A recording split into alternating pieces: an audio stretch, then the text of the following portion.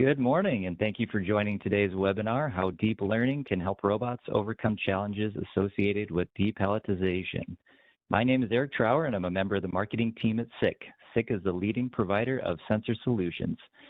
Today, we welcome Joe Campbell, Head of Strategic Marketing, Robotics, Nick Longworth, Business Consultant for Industrial Robotics at SICK, and our MC, Brian Sellers, Industry Marketing Manager at SICK.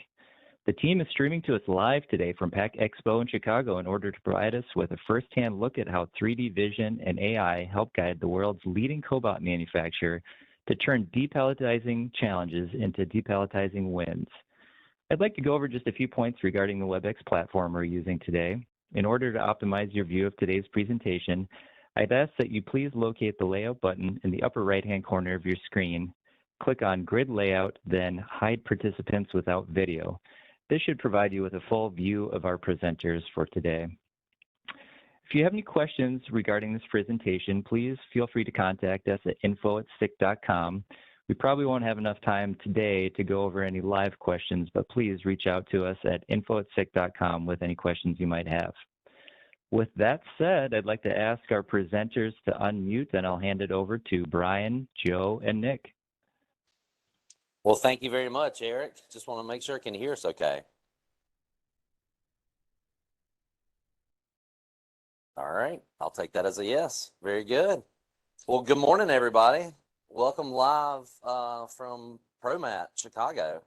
We have had an incredible week here, and we've been honored to work alongside some great partners. In this case, we're showcasing Universal Robots and the incomparable Joe. Joe is our relative celebrity to this morning, so we'll take that with a grain of salt, but thank you. Well, everyone, we'll just get going here. Thank you again for joining us. So we've got Nick Longworth with us as well. Nick works for us at SICK as our business consultant for Industrial Robots, and we'll just get kicked off this morning. I've got a little microphone. I'm going to hand it off to the guys who know what they're talking about. But we're talking about depalletizing this morning and why that's important. What has come around to make this all of a sudden become a thing, if that makes sense. So I'm going to kind of hand it off. And yeah, Joe, if you'd just like to kind of kick off here, and we'll just kind of have a conversation. Absolutely. Well, first of all, we're very proud to be here, right? We value the partnership that we have at SICK. We think you guys are doing great work with some fantastic products, and I think this is a really good example of a product that fits into our UR Plus ecosystem. What you've done here is solve a very complex problem that's kind of been a headache for the industry for a long time. It's typically been solved with a very expensive solution, and what you guys have done is simplified it. You're stripping engineering out, you're stripping cost out, and that plays perfectly into the UR Plus ecosystem. So we're really proud to be here. Great. Glad to have you. Absolutely. Absolutely. So to your point, this is something that's been happening for a long time. Palletizing with robotics has been around for a while. Folks have been doing that for a while. It's the depalletizing, taking the boxes, taking the packages off the pallet when they reach their destination. That seems to be kind of a horse of a different color. Nick, what would you say to that? Yeah. So when you're palletizing, you oftentimes know where you're putting it. The robot can grab the item. It's been justified, or maybe you're using vision to grab it, and you're putting it down. It knows it put it here, and then it can keep building the stacks accordingly, even if they're mixed case. When you're doing depalletizing, you have pallets that can come in, and you have different stack patterns that you're not aware of. It can be mixed case. It can be, a deformed pallet that's done all sorts of fun stuff in transit, and you have no idea, how to go pick this stuff effectively. So in the past, it's really either, as you mentioned, a very high-end vision system, or it's something that you do manually, and can be a lot of labor challenges involved with that and everything else. So when we talk about labor challenges, Joe, I've got to imagine you live in the world of labor gaps and filling those gaps and everything like that. What would you say to the idea of labor gaps and this just being maybe a tougher job to move boxes around? Well, I mean, it's a classic. We always talk about the 3Ds, dull, dirty, and dangerous, and this is certainly manually palletizing or manually depalletizing is work that very few people sign up for. They just don't want to do it. I mean, we're having a crisis in manufacturing anyway, trying to hire any kind of skilled manufacturing labor. But particularly for positions like this, which are really not particularly fulfilling, they're very manual in nature. We've got a nice demo here with some small boxes, but what if these boxes were 35 pounds? Yeah, yeah, sure. Handling 35-pound packages all day, it's an ergonomic nightmare. And you know, right now there's about 750,000 job openings in manufacturing. Manufacturing is still struggling to attract new workers, and so this problem is not going to go away. And more automation we can bring to this class of application moves people up into more rewarding positions in a company. And that's kind of how we look at it. And I think this is a good example. So why would you want to do this with a collaborative robot? What would be the advantages of using maybe a collaborative robot over more a traditional industrial robot? Well, we fit very nicely in the high mix, low volume world, right? And that's a place that we pioneered. And it's also, those are businesses that really have not been automated historically. It's been very difficult to automate them. It's been very expensive. And by bringing the collaborative technology in, we can actually work side by side with skilled human operators with a risk assessment and a proper engineering setup. But it has really become a good place. If you're making 5 million of a given product in a year, you're probably going to go traditional. You're going to want the speed, and that's just natural. But high mix, low volume is not a happy place for the traditional automation. Nick, what would you say is the secret sauce behind Depal when it comes to giving this robot an eye, giving the robot that sense of sight to be able to depalletize a pallet of boxes, a pallet of misshapen boxes, or maybe even things that aren't boxes, like other things we Bags, Bags, yeah. bags, cases of, say, paper towel rolls. 5-gallon buckets. 5-gallon buckets. Yeah, pick something that's palletized. We can work on it. Yeah. But if I can ask you to slide away here. I'm sliding this side. So when it comes, Yep. Bring everyone in here. Okay. This is live, and this is how we don't roll. So we're gonna. Yep. So in terms of any kind of secret sauce, that you're getting into, and we're gonna want to see this camera here. It all starts with the camera, right? You've got to have some kind of imager that, if you're going to do depalletizing, likely going to start with 3D. That's what this is. This is a 3D imager. This particular one uses structured light. Sometimes we can get into time of flight. Sometimes we can deal with time-coded structured light, but some type of technology that is going to create a 3D point cloud for us with a 2D image as well. And so once you have that image, then you bring it into a software. In our case, that is our PLB software. That's what you're seeing here. This is our 3D robot guidance platform. This is essentially, I must have you slide over so we don't get in front of the camera here. This is essentially what does all the heavy lifting with that image. And we can bring in different types of cameras depending on the exact application needs. So this particular camera we're looking at here is a lower end camera, very good for boxes. But if we're getting into bags or something else, maybe we go to a little higher end camera. Things that the software can handle without really changing a whole lot. Once you have an image in the software, then we have to process that image. There's different ways of looking at that. There's some older rule-based methods where we're looking for just continuous surfaces in the point cloud and segmenting it. Those require some higher end cameras that get a little bit more expensive. You have to get that point cloud accuracy in order to do that. What you're seeing here, that is something that's new, is essentially that we're using the 2D image from the camera and deep learning. So we take this 2D image, you can't see it here, but that 2D image we take and we use deep learning to segment where the boxes are or where the bags are, whatever we've trained. And that then allows us to know where in that 2D image those are, and we can use some fun math tricks to then extrapolate that into the point cloud and understand where this box is in 3D space. And so it all comes back to that neural network that we're using on the 2D image. That is when you're talking about secret sauce, that's the piece that actually locates this and is able to really determine where things are and allow us to use a lower end camera. Something that is not going to give us that high point cloud accuracy to segment the point cloud, but we get that 2D image that we can really work with.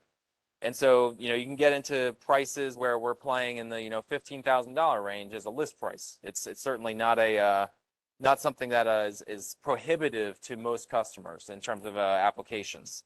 So, and that's all built into our PLB system, which, as I mentioned, this is something that is all, it does a lot of other guidance applications. It can be bin picking, it can be depalletizing, it can be form dunnage, index conveyors, lots of other things we can do with it. So there's a lot of pre-built stuff inside of this that, as Joe mentioned, strips out the engineering cost.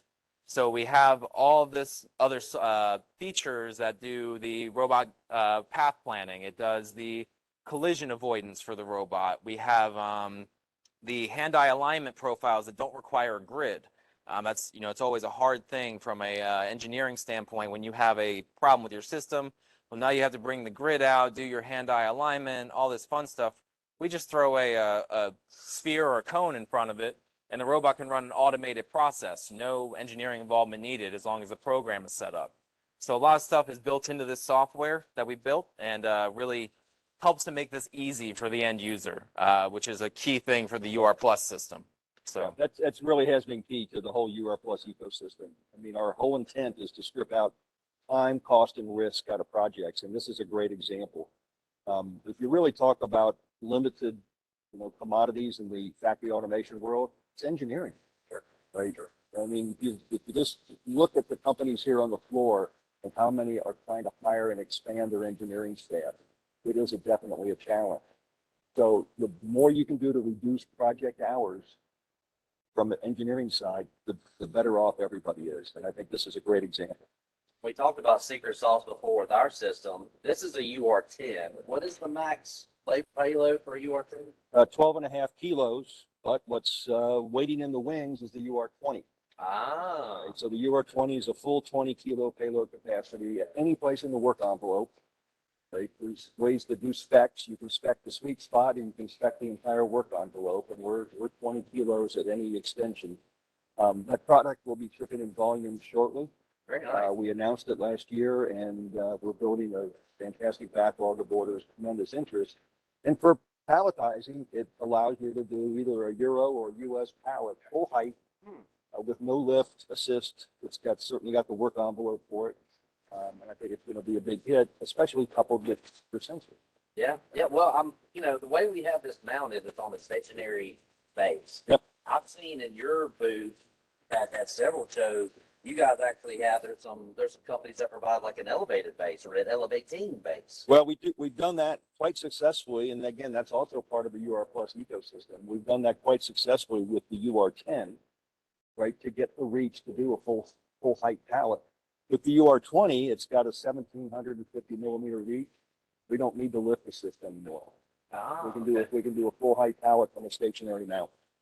That's a big win. And that's so great about being part of this ecosystem. And I'm a big proponent of that, where you take solution A, in this case, the robot, solution B, in this case, our sensor, and you put them together to work together to provide a better overall solution. I mean, everybody can make a component, a single component of something. It's getting those guys the job. It's getting those guys to work together. That seems to be the real differentiator. And that's why we love companies like you are, because we are part of that ecosystem that can provide an overall solution. well, I think the discipline that both of our companies show in this is you develop products, and you develop the URCAP software. We test and validate it. So when end customers or integrators actually purchase our robot and your sensor, it's a high degree of confidence that those two are going to behave well together and work well together. That's the big unknown in this whole world of peripherals. If we can take that uncertainty out, it's a big win. That's awesome. Nick, you want to say something? Yeah, I was gonna say. I mean, with the UR Plus ecosystem, we're talking about the robot and the camera. There's also grippers and everything else where we can start pulling in other partners to really make that a complete solution, not just a vision solution with a robot, but get the right gripper involved, to get the right other software involved that really makes sense for the application. So, and I think I know, Nick, you've done this plenty of times where we've been testing out an application, and you will call the gripper guy that or the gripper person and say, hey, this is what I'm trying to do. What would you recommend? And then, again, we're tapping into this ecosystem to provide that overall solution. And that's something that, as my role in SICK as a industrial robots consultant, That's something that I do help customers with quite a bit is basically how do you navigate? How do you get from I have a problem, I have a complete solution? That's something that, you know, makes my job easy to do that. Which we like to So, do. yeah, exactly. I bet you've got one or two apps engineers on your payroll as well, right? Oh, well, everybody, the whole industry does. So the key is how efficient can you be? Mm-hmm. Okay? If you have to custom engineer an interface every time you pursue an application, it's difficult. And you're burning engineering hours that you really don't need to burn. Sure. So what's your trade show schedule for this week or for this year? Where else are we going to see you guys? We'll be at Assembly South, which is a new show down in Nashville. We love the Nashville area. That's going to be very interesting. We just came back from ConAg out in Las Vegas, which is a completely different universe. This is all construction and agricultural equipment manufacturers. We'll be at Pack Expo. We'll be at FabTech, and of course, coming up in May, we're all going to be there. We're going to be at Automate in Detroit. Oh, yeah. That for the automation industry, that's a big deal. Dodge City. That's going to be a lot of fun. We'll be there in force. Yep. There'll be a lot of cool things to see in their booth. We'll also be at Automated Pack. See this again at Automate. You'll see some of our other bin picking at Automate as well. If you want to see this live and in person, if you want to see how this could apply to your processes, definitely come out and see us. Don't wait till those shows. Reach out to us as you always can. But gentlemen, are there any final words? I want to let you have your coffee. It's early. I want to make sure that you're okay. But are there any parting words we want to give before we let these good people go? I'm glad to be here. You guys have been great partners, and we're gonna do more. You've been a good sport. Thank you for enjoying our chaos this morning. So, Nick, anything you want to add? I think I'm good. I think we're ready to go get some coffee at this point. Maybe some donuts too if you're paying. Okay, I'm in. Yeah, I'm in. So. Yeah. Ladies and gentlemen, thank you, Eric. We'll let you end it here. But thanks everyone for joining this morning. Again, we'll be in touch with all you good folks. But if you have any information, definitely Google us. We're on the interwebs. So go find us. But I hope everyone has a great day. Thanks again for joining. We'll talk to you later. Thanks. Thank you.